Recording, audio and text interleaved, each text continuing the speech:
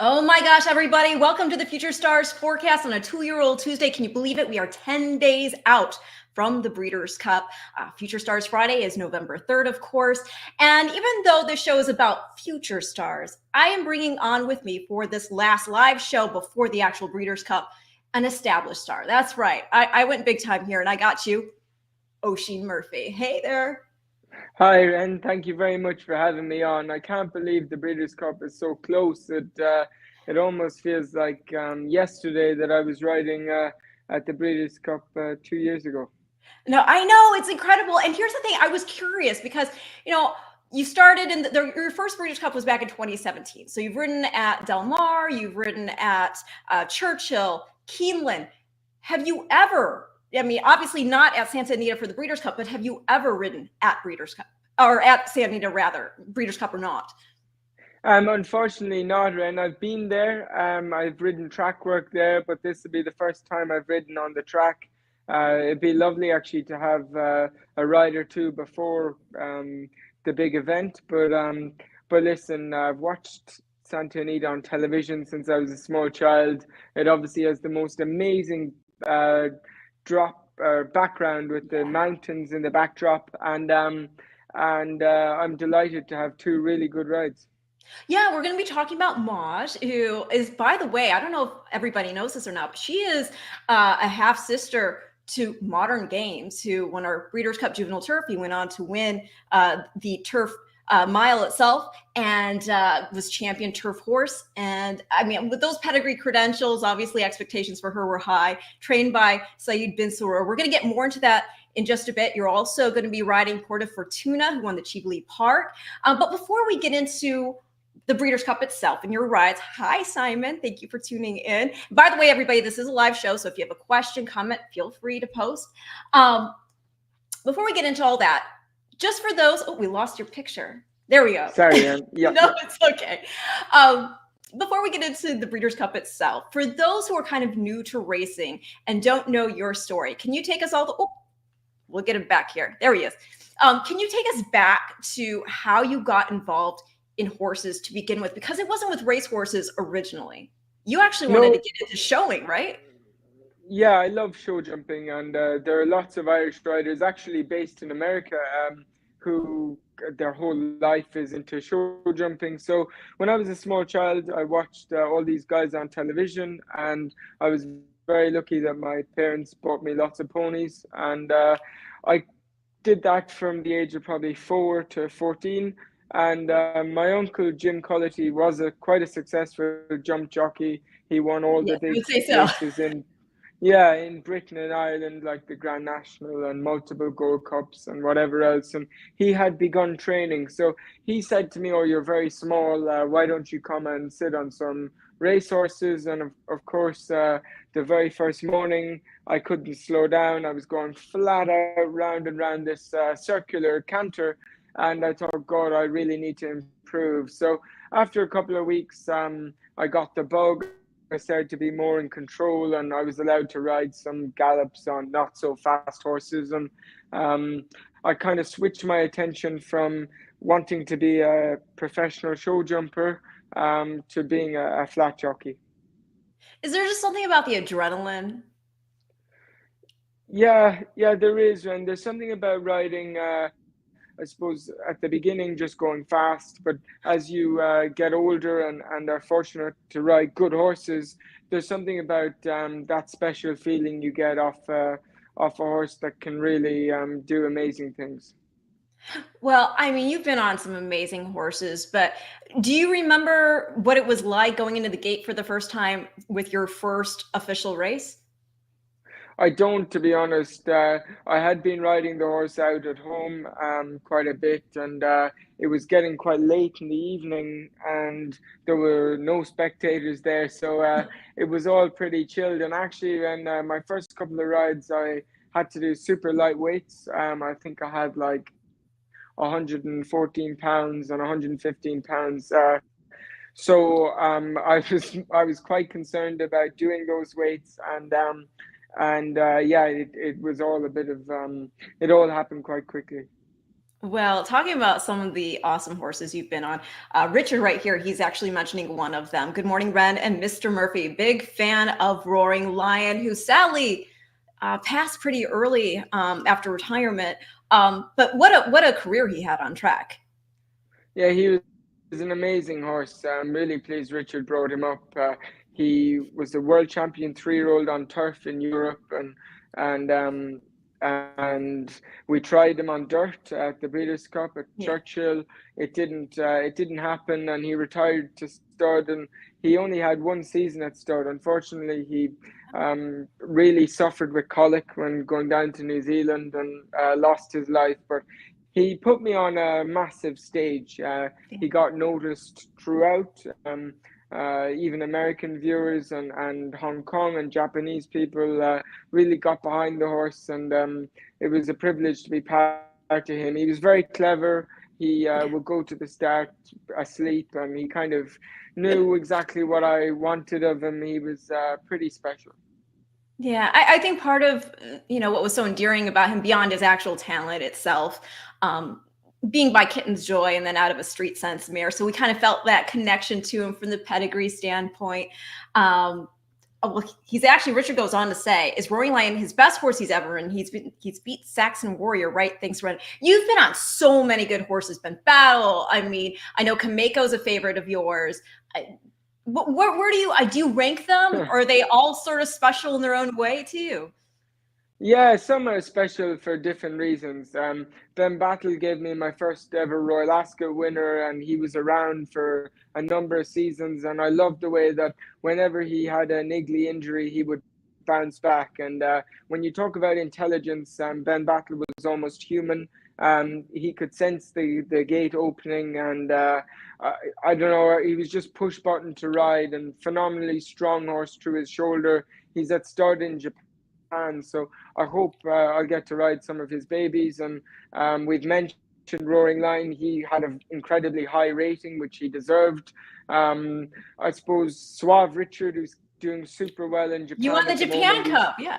Yeah, he's a leading first season sire.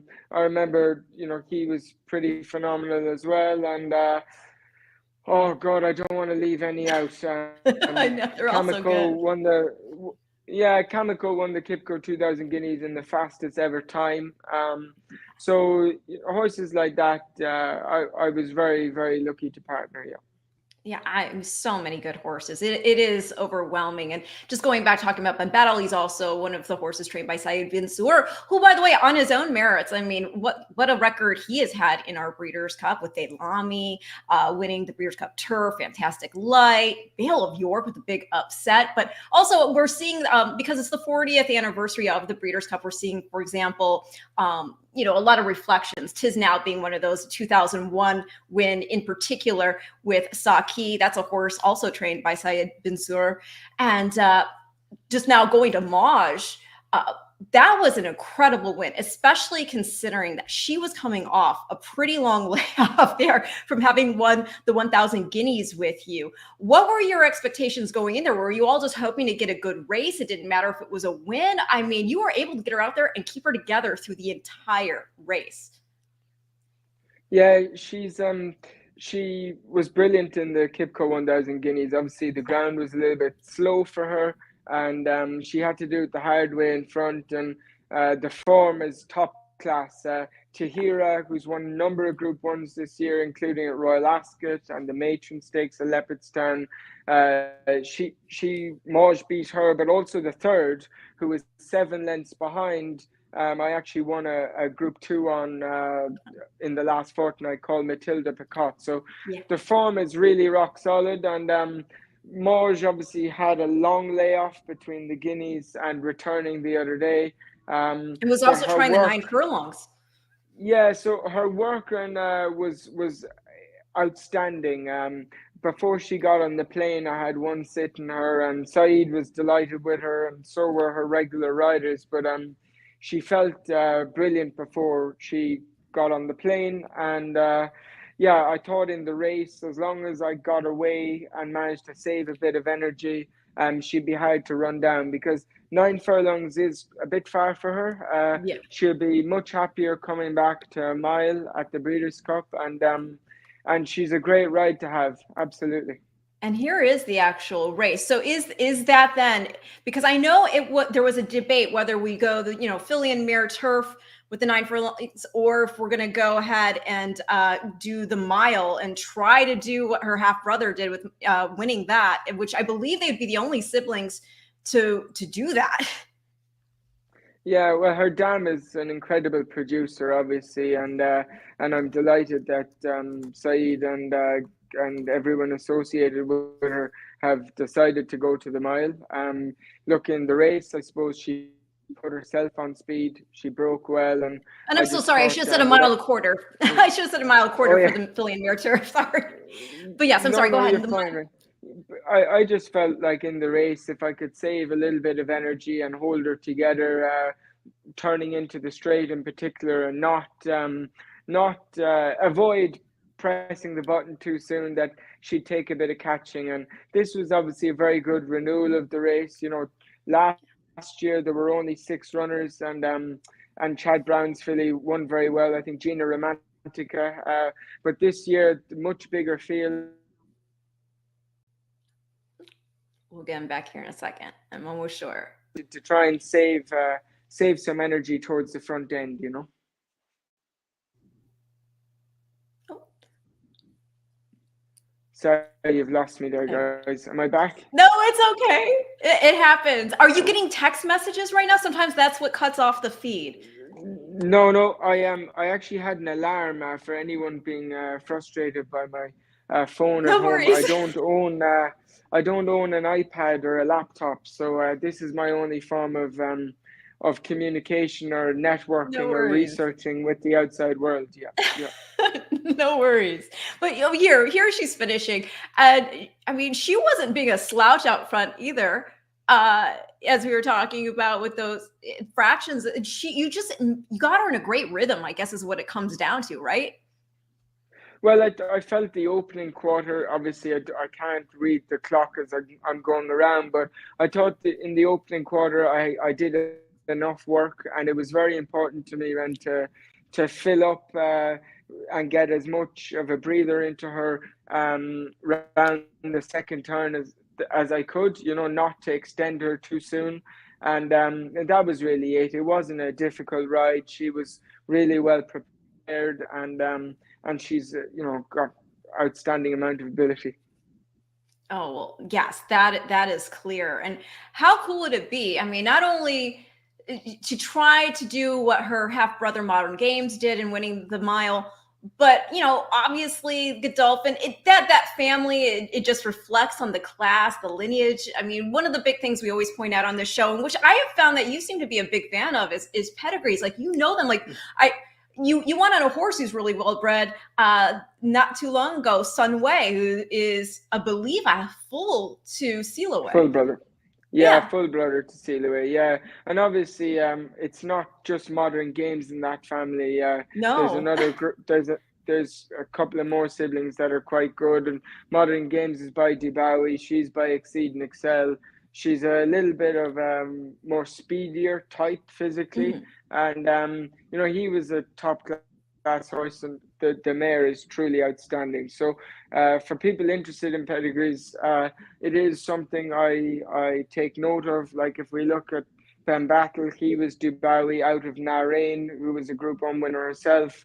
Yeah, those good horses like Kamako, he's Kitten's Joy, so same sire as Roaring Lion. He's out of a Rocket Gibraltar mare who was a group winner herself. So they don't, you do have freaks sometimes that aren't bred to be superstars, but a lot of the horses I've been connected with have top pedigrees.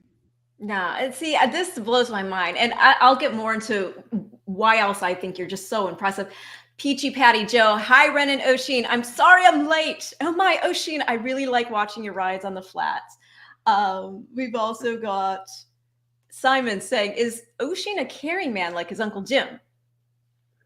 This is open for debate. I was actually born in Cork. On the way to the hospital, I exited my mother on the way, and I went to primary school. Basically from 0 to age 11, I lived in Kerry, and then from 11 until I went to England at 17, I lived in Cork. So who knows where I'm from? It depends who's dominating the GEA, the football at the time. But really, I'd say I'm a Kerry man. Yeah, yeah. All right, there you go. Rockface says, it will be interesting to hear what Oisin thinks about Maj's form in Europe. I'm of the view that it is being superseded by several other horses at the highest level in UK, Ireland, and especially France. Well, I mean, well, you touched upon this. I mean, with the form of the Guineas and Yeah, yeah, I have. I suppose the Kip and Guineas form with the fact the first three have achieved such high ratings. Strong as a renewal of it's a stronger renewal as one has probably seen in recent years. So Moj really does deserve plenty of credit, and she was highly tried at two and had a high level of form, but she's taken it to another level this year, and I'm very grateful because obviously I never got to ride her as a 2 year old. So my first experience of her on the racetrack was at Newmarket in May when winning the Guineas. so she's won one, two, three, 4 races in a row. The one thing that obviously is interesting, we had a horse back in the day named Gate Dancer, and he used to wear the hood with the covered muffs for the ears to keep him calm. Obviously, we saw her with that on at Keeneland. What are your impressions? What are you doing to help her stay cool? Is it just a preventative measure, or do you kind of feel that she gets a little worked up? She's quite intelligent, and obviously when there's a crowd and a bit of an atmosphere, she's going to pick up on that. So the other day, you know, round the gate and stuff, Keeneland, I just wanted to keep her as calm as possible, and particularly when the stalls handlers, the gate guys, they wouldn't know her as well as maybe the guys back in the UK. So try and communicate with them whatever I'm feeling, and in the gate as well, and I just allowed her to not concentrate on jumping out until it was time to jump. Does that make sense? Yeah, yeah. Um, and that seemed to work. So, and it'll be very important to try and achieve the same thing at Santa Anita. Yeah, and that's the thing. Do you feel that your prior equestrian background also has given you some further insight into working these horses out mentally? Not to say that jockeys don't have that as well, that intuitive know-how to take care of a horse when they feel that they're getting excitable and whatnot. But there is this something I feel like, for example, Seattle Slew, and this is even just a matter of keeping a horse nice and supple. They used to do a little bit of dressage with Seattle Slew to work him both sides and make sure that he was nice and fit. There are just certain different cues, obviously, that we know from discipline to discipline. Yeah, well, it's like Marge carries her head in quite a rounded position anyway, Mhm. so she's using a lot of muscles across her back, and she's probably using every muscle in her body really in walk, trot, and canter. And from the time I see a horse, really, to answer your question, it doesn't matter if it's at Wolverhampton last night or at Santa Anita in a fortnight or 10 days' time now, as you said. I will be making assessments, and I don't know, naturally probably thinking about how to gel with this horse. Remember, you only have a few minutes probably before the race, and you need to get the best possible results. So if I can help in any way, then I'll be doing my best. No, I think it's so exciting, and I love again the storyline that we could potentially see of her falling in modern games as hoof steps, so to speak.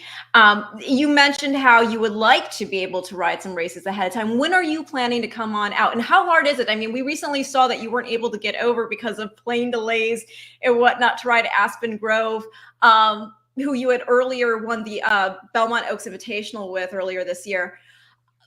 What is your game plan?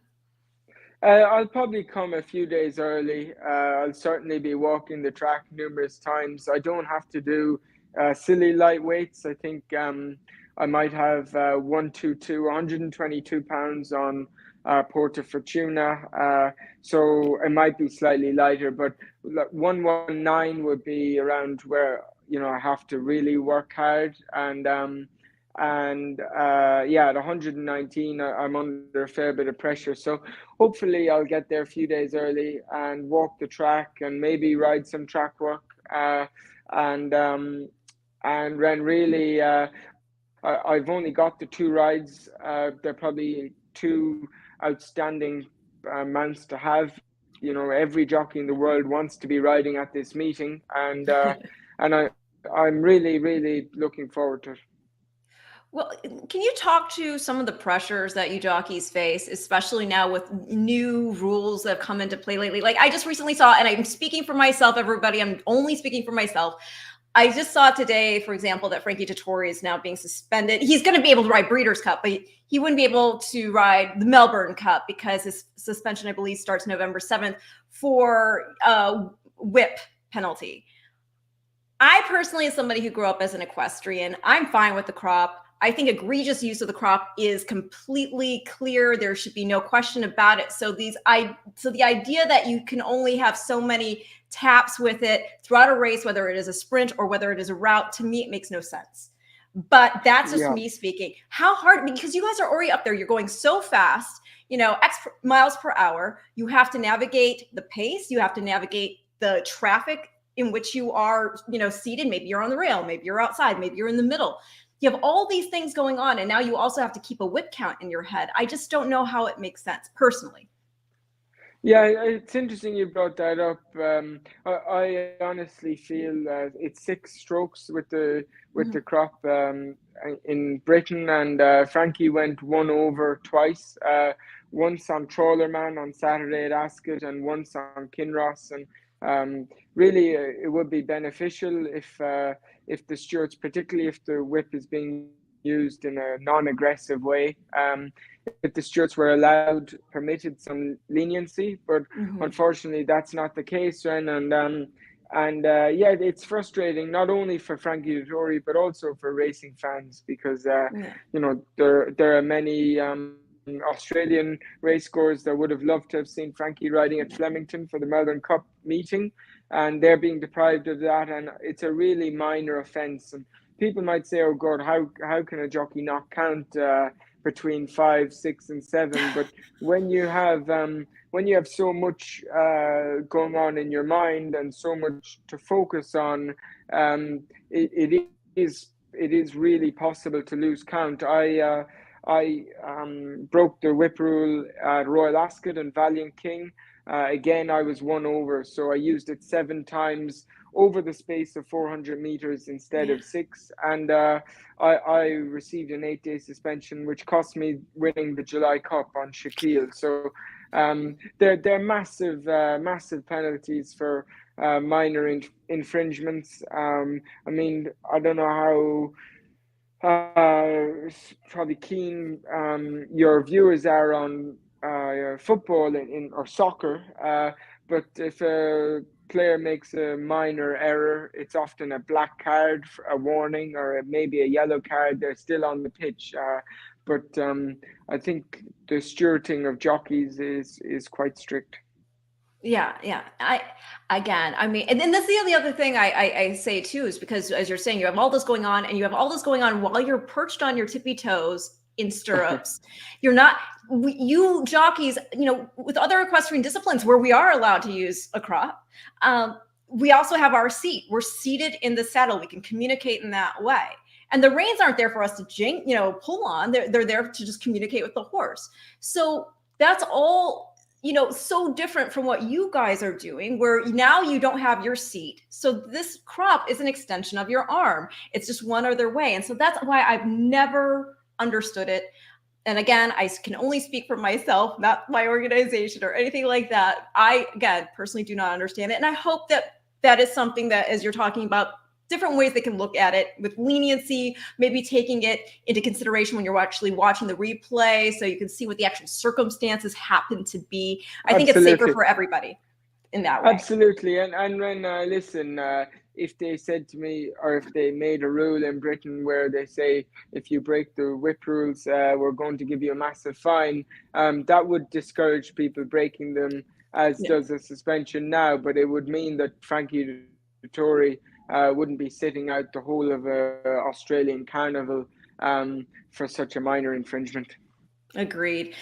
We do have another question regarding Maj. Let's see. Daniel Thompson says, Oisin, it will be good to see you at Santa Anita during Breeders' Cup. How will the shorter stretch affect Maj? Well, I'm not sure of the actual footage between Anita and like Keeneland, but what are your insights from what you've seen?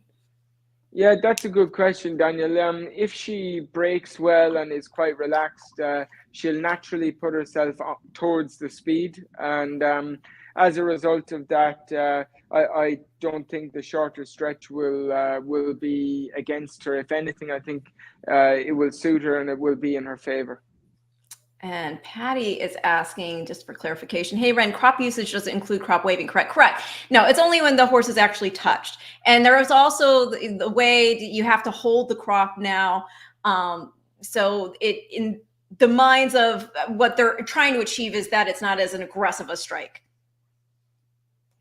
Yeah. And so but like I said, I mean, there's so much going on. I'd rather have my jockeys for safety's sake be able to just pay attention to the race because again, everybody in my whip aggression with the whip or improper use of the crop, it's a tool. Improper use of it is an obvious thing to anybody's eye. So that's why again, I don't think these rules are necessary. Okay, and especially today's whip, right? It's much softer. Yeah, I mean it's foam padded and it makes noise rather than does it it's very hard to connect with a horse and create much force. Yeah, it's like a pop. So let's now talk about, well, actually, I want to say this too, because going back to your equestrian background, this is one of the things I find so impressive because I feel like you could do anything you wanted in this industry. Because when you had the year off, you went back to show jumping and riding and you did some commentary. I saw you do like a race call. It blows my mind. You're so multi-talented. I'm not just saying this, and you're only 28 years old. So You're kind. And listen, I if I practiced a bit more at the race commentary, I'd hope I'd be a little bit better at it. Often it's like a last second thing that someone asked me to do it, and obviously I know all the runners because I have such an interest in horse racing. But I really, if I planned in advance, then maybe just thought about good lines to put in regarding like horse colors or some stat or something mid race, particularly in those longer distance races. I think it could be a lot better. But I am very amateur at it, and the show jumping. Uh, I never got to jump a horse for long periods of time from childhood to now, due to being focused on trying to be a flat jockey. So when I get the odd opportunity to have a riding lesson or actually compete, I grab it with both hands. And I managed to jump a little bit in Spain this time last year, or kind of November, December of last year, and that's so I cool. jumped. Yeah, I jumped at Hickstead as well, and there were actually quite a few US riders on those tours and doing those shows, and it's something I love and I'd like to be better at, but it takes a lot of time and dedication. And I'd hope people would watch my show them and say, "Oh, he's a good amateur." That's basically my aim. And yeah, I buy and sell horses a little bit, so that's also an interest I have. I love it. I mean, and again, this is all on top of the fact that yes, three-time champion jockey. What was that like the first year, and then to do it so 2019, 2020, and then 2021? I like, what was the hype? I mean, your family has to be so proud. Well, I think they are. I would have been very hard to be around. It's an awful lot of pressure on a daily Yeah. basis. You're always looking over your shoulder, see how the other um, jockeys are competing, and yeah, it's tough going around. And where it's very difficult, and particularly this season, and I think for the rest of my career, is I want to be flying to Belmont and riding in the Belmont Oaks and Derby. I want to be riding in the Canadian International at Woodbine. I want to be riding in these foreign countries when the races are there and when I can ride horses with chances. And in order to be champion jockey, you have to be very committed to the British calendar. Right. Mhm. And I was leading the championship for a period this season, particularly after Royal Ascot. I was still a few in front, and after that whip suspension, I fell behind, and with the foreign Yeah. trips, I ended up a long way behind. So in the end, William Buick won by more than 30 winners. So it was truly an outstanding performance from him, and I finished second. And I think it'll be very hard for me to add another Jockeys Championship to my resume when I'm of this mindset that I want to win big races around the world. But how incredible is it? I mean, you just talking about, champion jockey when we're seeing like the depth, right? So we see Frankie Dettori, we see William Buick, we see you.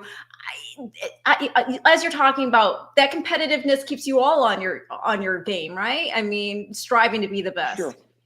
Sure, it And does. so, Yeah, there's so many young jockeys as well coming yeah, through that I'm acutely aware of the fact that you're only as good as your last winner, and I need to keep finding good horses to ride.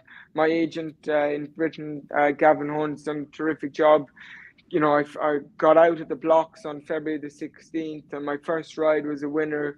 I went to Doha and won a Group 3 for Hugo Palmer, and I had horses to ride in Saudi and Dubai, the yeah, Japanese, and it was great to, I obviously worked hard to get fit and ride out and keep the connections I had with those owners and trainers. But for people to show the loyalty and put trust in me straight back after such a long period out. I got a 14-month suspension, but it was over 15 months in all that I didn't ride in a race. So I must thank everyone that helped make this year a decent one. yeah. And we've already gone some of these horses you've ridden. As far as the Group Grade One wins again. I mean, talking about March, talking about Shaquille, talking about Porta Fortuna, Sunway. It's just you. Did you feel like it took a little bit for you to like get fully feeling like yourself back in the saddle, or did it feel like it was just no time had elapsed the first start back out? The first race actually felt perfect, really good run. I found riding in Doha quite difficult. They were big fields, and well, things happen quite quickly. There's no guarantee that if you're sat one back on the fence in 200 meters time that you're going to be in the same position. Lots can change. Yeah. So that was good for sharpness, but it didn't take me too long to feel, like I was riding well. I don't think I've ridden well throughout the year. I think I've had like plenty of bad days, but there have been lots of good days as well. And I have felt like there are occasions where I've been right back to my best, like trusting my instinct, maybe achieving the odd result that I wouldn't normally achieve.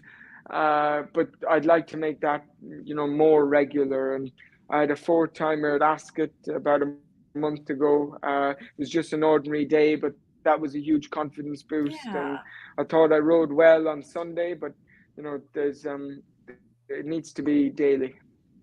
Well, I mean, and that's the thing. I would imagine the pressure was on. You knew that, like, there were a lot of people watching you.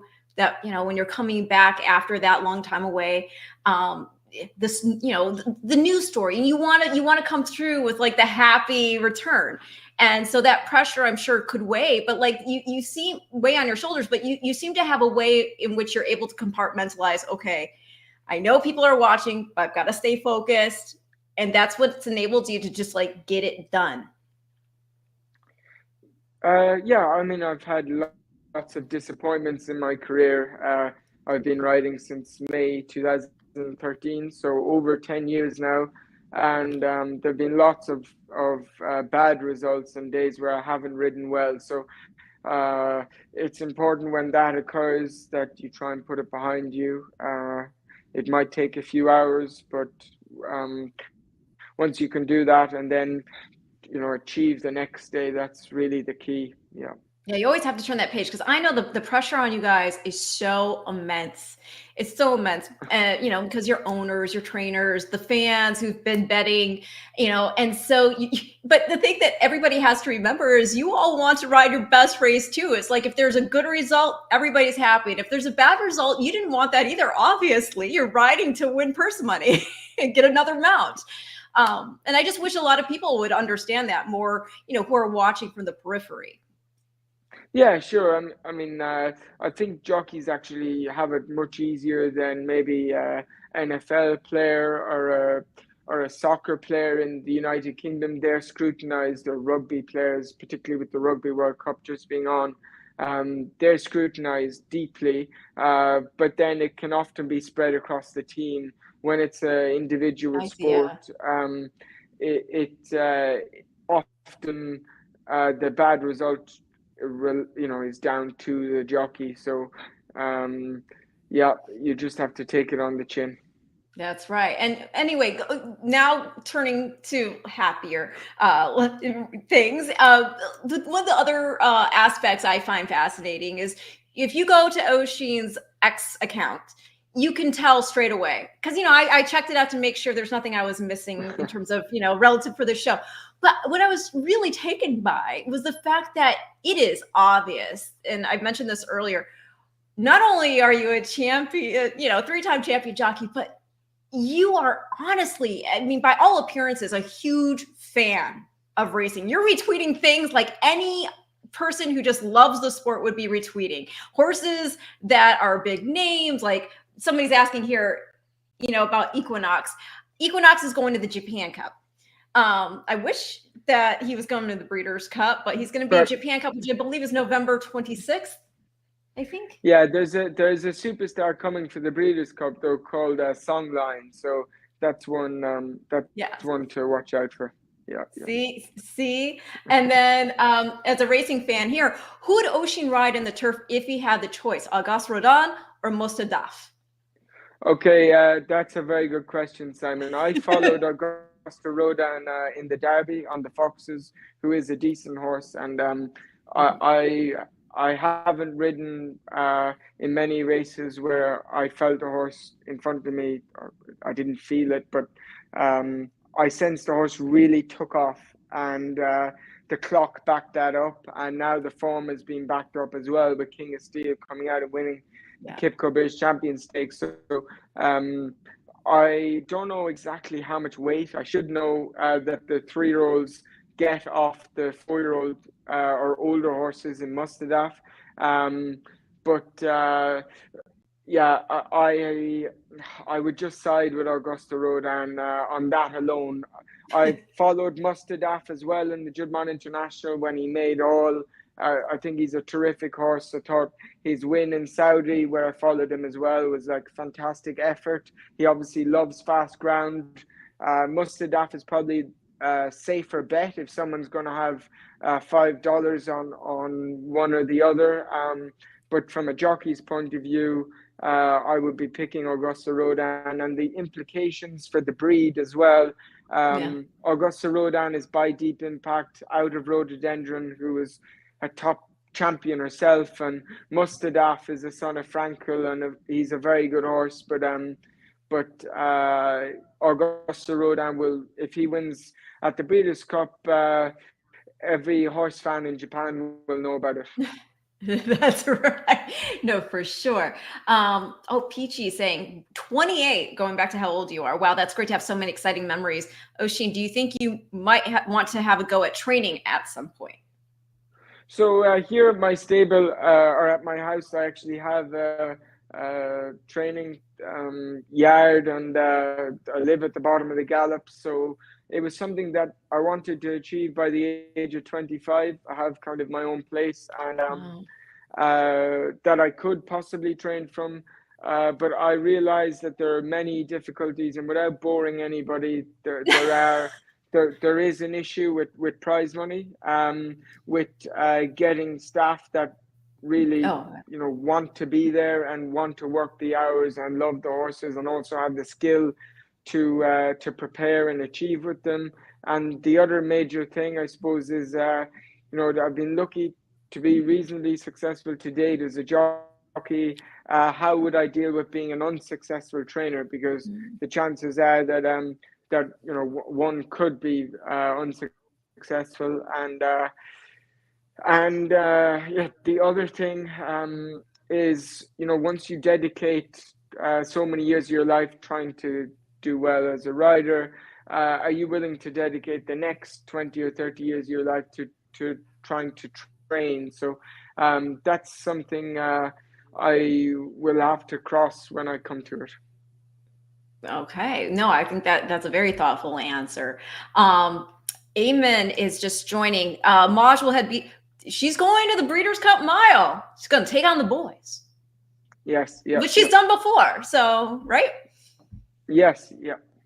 And so, and what is it? What are your thoughts on that? Do you think that the Phillies don't mind if they're top class Philly, they don't know or they don't care, or do you think that you really do have to have a Philly of this quality to go in against the males? Yeah, I think you need a top class filly to to pitch up against the boys. But look, for any of the viewers, I think Inspiral is on track for the Fillies and Mares turf, and Yeah.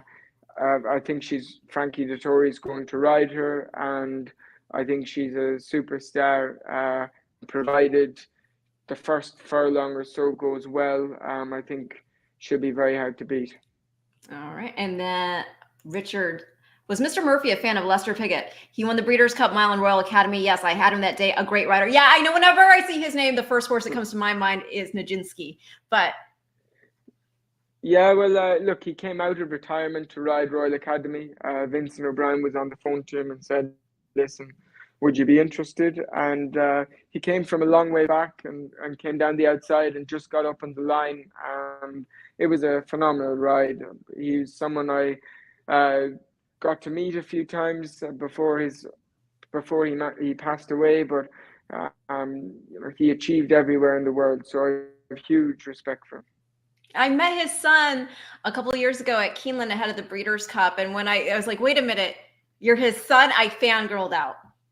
Fangirled out. I mean, how cool is that, right? So now let's go ahead. And you were talking about going from being a jockey to being a trainer and how difficult that could be. Well, somebody who's done that is Donica O'Brien. And of course, he's the one who is the trainer of Porta Fortuna, aboard whom you won the Cheveley Park. And so we'll show the replay. But talk us through this race first, and then talk about how special this is, because I know you two, I had listened to post race interview that you two had actually been at Ballydoyle together, and his dad, would tell you basically to, keep your form, to keep the heels down, all that good stuff. So it'd be great to hear about that. But first, we'll watch the race, and you can take us through it. Let me make sure I can make the screen big for you all. And let's take the volume down. Okay, here we are. So she broke really well, Ren, which obviously bodes well for going to the Breeders' Cup. And Yeah. I didn't think the pace was that hot, and she doesn't pull, and she gets 6 furlongs well. I rode her for a second place finish against the boys in the Phoenix Stakes in Ireland. So I was very happy to let her slide up there. She was in a good rhythm, and she loves fast ground. I mean, this took her form to a new level. She was a Royal Ascot winner in the Albany Stakes. And, I'm delighted. The American connections brought into her some guys from Medallion Racing, and there might be some other partners. And Reeves, Corbett, yeah. Yeah, it's great for them. They have a filly that's a Group One winner, probably the most important 2-year-old race for fillies in Europe in the Chile Park, and now she's must be one of the favourites for the Breeders' Cup Juvenile fillies turf. So great ride to have. Here she switched her leads and really found the line well, and that has to bode well for going another 2 furlongs at Santa Anita. And that's the thing also. So I mean, not only are we, going further, but we're doing so around 2 turns. So how Hmm. are you going to approach that? Or what is your mindset going into that with a filly like this? So actually, on Donica's gallop that she would have done her everyday, she does her everyday canters on. There is a left-hand turn, so I have no issues with her turning, and even on the grass, you know, I think she'll turn no problem. Obviously, a nice draw would help, and then see where how we end up. But she's a great ride. I mean, fillies of her quality going there, it's fantastic to be booked for her. I'm really looking forward to it. Yeah, and as you mentioned before, the ownership group Medallion, Weston, Fowler, and Reeves. Medallion, we got a lot of the guys, I believe, from Tailor Made as part of Medallion. I believe so. Reeves Thoroughbreds, they had that success with Mucho Macho Man in the 2015 Breeders' Cup Classic. That's when Gary Stevens put in that incredible double of winning the Classic, and he also won on Beholder in the Distaff, which was nuts. But I mean, she's a beautiful filly. She's a daughter of Caravaggio, who I just think is like a little Pegasus. But also is a fan of pedigree. I also love the fact that he's a son of Scat Daddy. We're seeing another son of Scat Daddy and Justify have just such tremendous international sire power. So in this Dam here, Too Precious, daughter of Holy Roman Emperor. So again, your feeling is good for her stretching out. Yes, so Caravaggio actually sired another very good filly called Tenebrism that Aidan O'Brien Yes. trained a season ago, and yeah, I think she'll stay no problem, provided she gets the right trip from me, and a good barrier will obviously help her. A good gate would help, but I'd be very hopeful that round 2 turns she can stay a mile. Well, since going back to the trainer here, my friend Jonathan Green of DJ Stable, he actually sent me a text question for you. And he says, can you ask Oisin about riding for a former jockey like Danica O'Brien? Does Danica offer more insight into a course since he was recently riding? So Donica and I know each other since he would have been 12, I reckon, and I was Wow. 14. And and obviously I've written for his brother quite a lot as well. Joseph? Yeah, so I know the boys, and they've done incredible stuff training, and it's a privilege to ride for them. And to answer the question, Donica understands obviously the difficulties associated with riding in these big races and how competitive they are.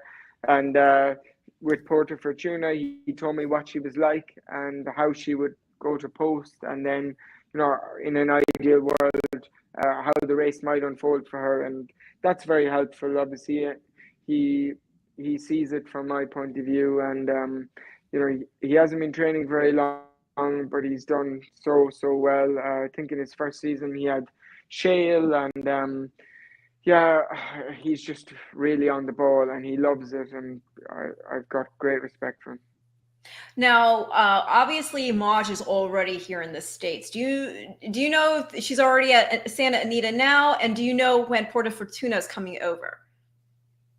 I don't. Sorry, I've got no idea what the program is for the two of them between kind of their last races and Breeders' Cup. I text Donica recently just asking how Porto Fortuna was, and he said he's very happy, and I know that Saeed is very happy with Moj. So please God, now they stay healthy between now and the races. Yes. And Stephanie, we did touch upon this earlier, but this is fine since I'm guessing you came in a little late. Has Oisin rode at Santa Anita in the past? Not on race day, like not during the afternoon, but he's been around in the mornings. And what is his regiment for riding first time at new tracks? And I'll let you just Yeah, so reiterate. I'll always have a walk. I'll always have a walk of it. And what's very good, Stephanie, or Stephen, is it Stephen? Oh, What's Stephen, I'm very sorry, good is Stephen. what's very helpful is watching on the race replays probably for the last 10 years on YouTube, because all grade ones are available on YouTube to Mhm. watch. Particularly when it's the American ones, it's not so easy for me to find them unless I go on YouTube. So I'll just have an idea of maybe how I'd like the race to unfold, and then obviously I know things can go wrong when the gate opens. So you have to use your instinct after that. Yeah, I always, and I bring this up constantly whenever I speak to somebody who's a professional jockey. It still blows my mind just the idea of being in that gate. As somebody who used to ride, just fun and showing. The idea of being in a closed space with a thoroughbred racehorse, and you know that they're primed to jump as soon as those doors open up. It's still, I don't know. Like, is it sort of like a fever pitch inside? Do you feel your heart start to race, or are you calm and icy? Uh, I can't remember my heart racing. I'm normally pretty concentrated on just making sure the horse is, you know, uh, stood up to jump, and kind of knows what I expect of it, and yeah, then then see what happens. Try and react to everything that's happening. Yeah, no, I did say I did get to meet recently, just talking about people coming over. These are the world championships. I got to meet the team behind Living the Dream, who are phenomenal. And a young jockey there, Sean Curran. And I mean, just to have this opportunity to do it. I mean, the first time you came over and rode in the U.S., or you're a globe trotter, so whenever the first time you've gone anywhere outside home base, it's got to feel really surreal. Yeah.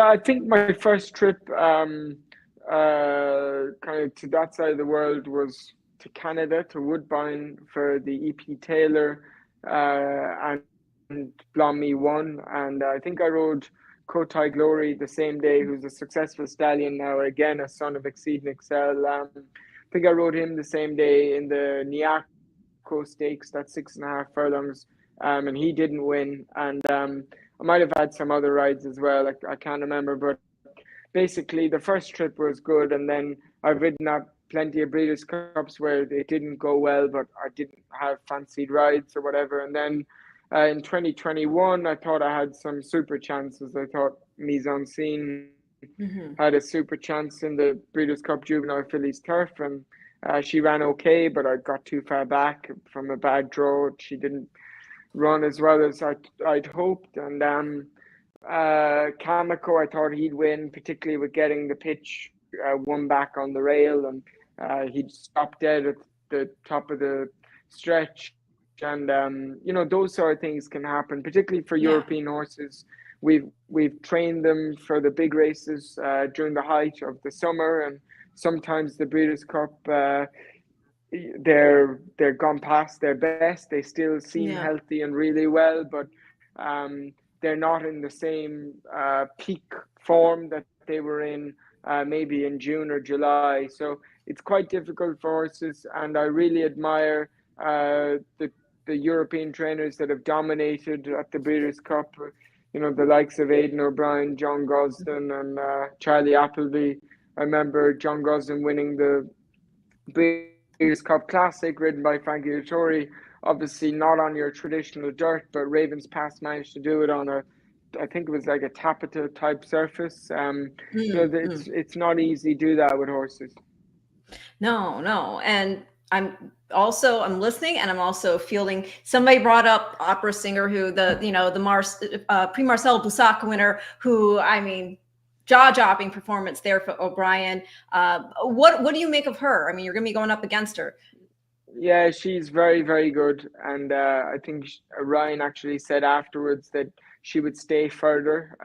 So she's proven over a mile at Longchamp. It was fast, it was Mhm. reasonably fast ground that day. I think she deserves to be one of the leading fancies. And it's probably, from a European point of view, it's probably a pretty strong contingent going for the turf races this year. I think there's a pretty strong hand making the trip over.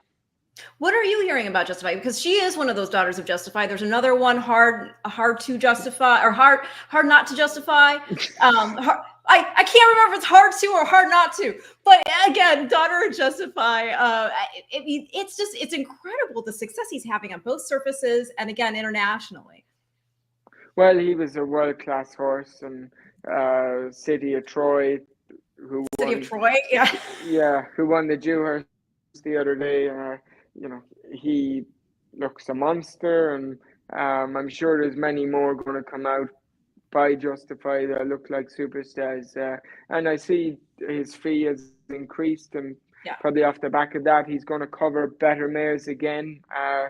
So it's very exciting times, and you know we are in a very privileged situation, having American Pharaoh and Justify and now Flightline, Yeah. all that stud. There's many options there, and particularly it won't be too long before you have maybe an American Pharaoh mare being sent to Justify, that pioneer the Nile cross with Scat Daddy. Who knows what could happen there? No, for sure, and it is hard to justify. Uh, I looked it up just to double check. I didn't want to say it wrong or omit it. Of course, the Miss Grillo winner. So closing thoughts, and because I want to close it out again, going back to your international success. And here's the other thing. So those are your two official rides. I think there's room for more, you all. Like if there's a trainer out there, he can ride dirt too. He won the distaff on Marsh Lorraine. So to talk about that, all right, you won the 2019 Japan Cup. Is that where you kind of like got your connections in? And is that how eventually the mount aboard her came around, or was there more to it? Yeah, yeah, no, no, absolutely. So her trainer, Mr. Yahagi, who's done incredible things. He's a truly top class trainer and a gentleman. He's been champion trainer in Japan numerous times. He actually trains in Rito, which isn't the training center I'm normally based at. So I don't end up riding a lot for him in Japan. But I socialize with him, and he uh, he asked me to ride her, and he said, "Listen, she's in very good form. She's tough, and if you ride her where she's comfortable, she'll finish off." And basically, when I came out of the stalls, or the gate, I realized that Jose Ortiz was in front of me, and I thought if I follow him, I'll and ride close to heels, so I'm not getting too much kickback. I I thought have the replay that'd here. be I'll pull it okay. up for you. Here you Yeah, are. I thought And she's got the hood I on, thought that'd be a everybody. good idea. Got the Yeah. fancy hood on there. So Jose was actually drawn outside me, and he's Yes. in Peter Brandt's colours. And I thought if I could kind of track up onto the back of him, that would be a good idea, and try not to get too much kickback. Sheikh Fahd actually has She Shares the Devil in this race, and there was quite a lot of speed on paper, and I knew I wouldn't be able to lie up with the speed early, but at the same time, when you can't lay up with the speed, you could get a lot of dirt in your face. And the last thing I wanted was to get lots of dirt in your face, because it's not rocket science to realize that the more dirt you have, the more weight you're carrying. Right.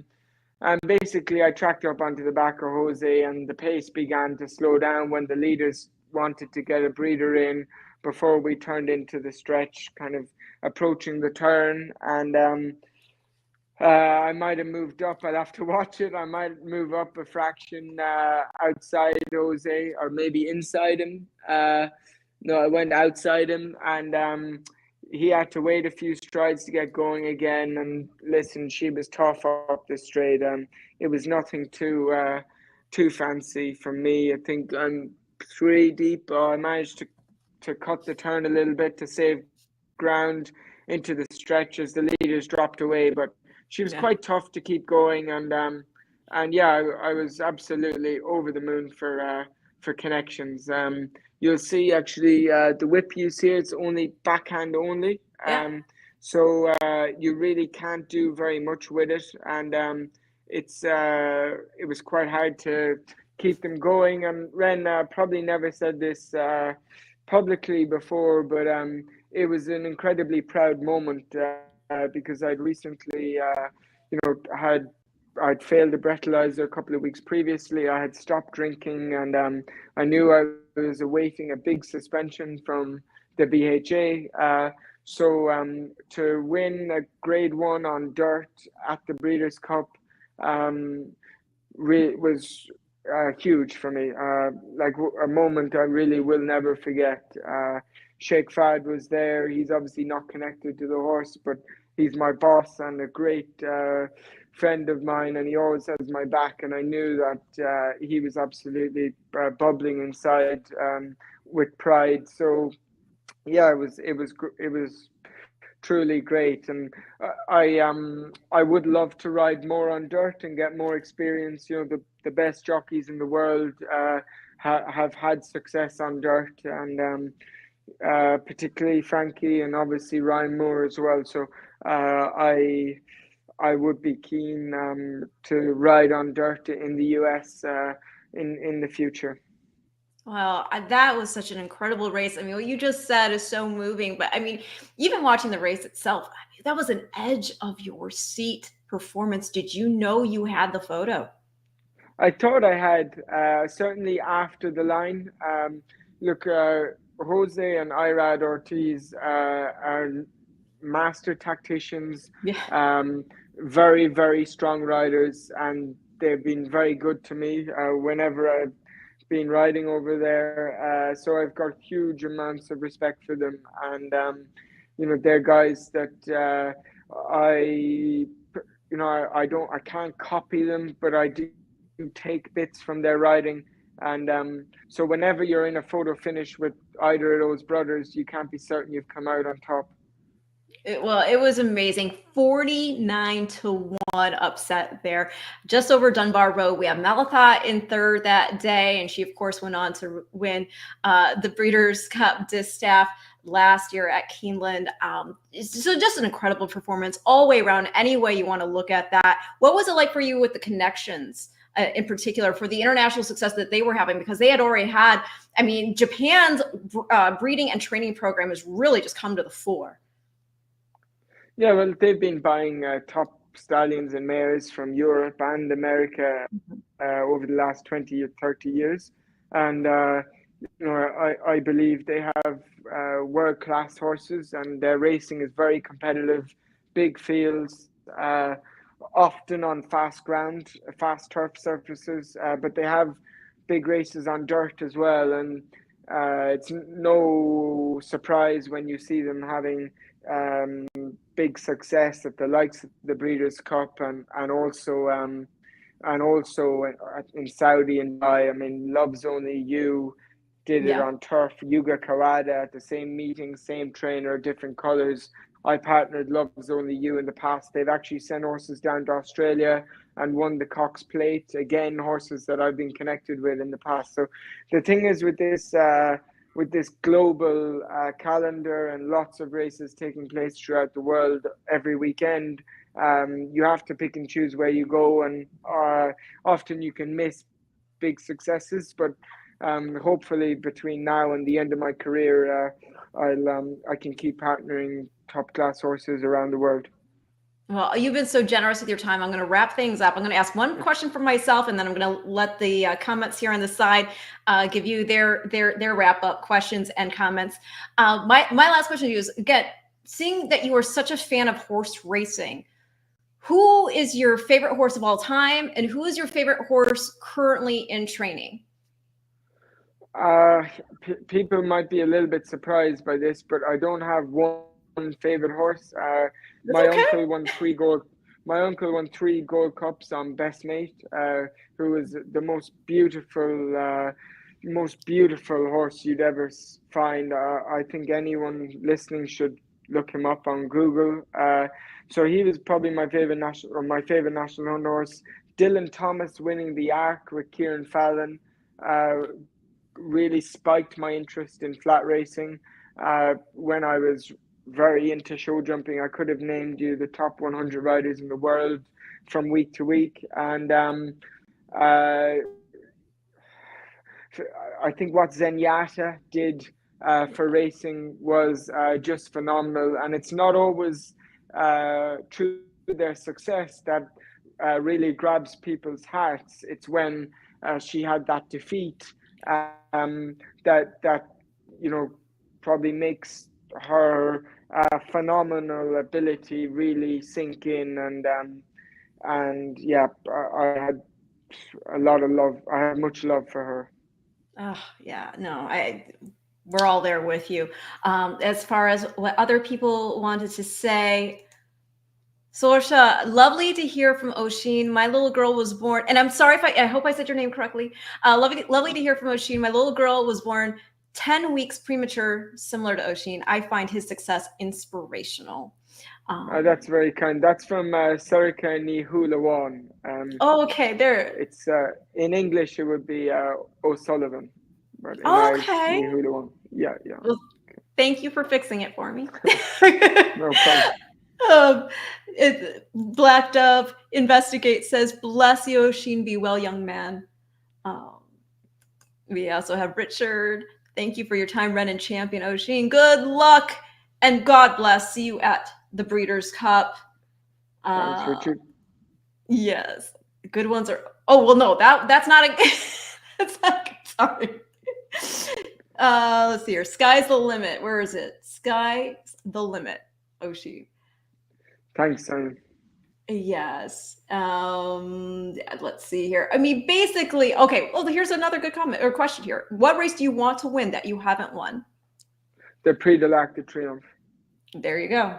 Do you have a favorite ARC winner, like an Abel, or you want to go further back? Again, for a very personal reason, but Christophe. Oh, that's right. You said won the Arc on Dalakani at age 20 or 21, and he came from the back of the field and had to navigate. It's one of the most difficult tracks in the world. I've been lucky at Longchamp, but guys like that, I have huge respect for. Okay, well, we're going to wrap up one other little bit of business together, and then we're going to say good day to everybody. This is the last live show I'm doing before the Breeders' Cup because I'm like in the trenches at this point. I'm going and getting interviews. I already got something with Beholder. So you'll see that coming through, everybody, because, of course, she has Tamra going in the juvenile fillies, the NetJets juvenile fillies.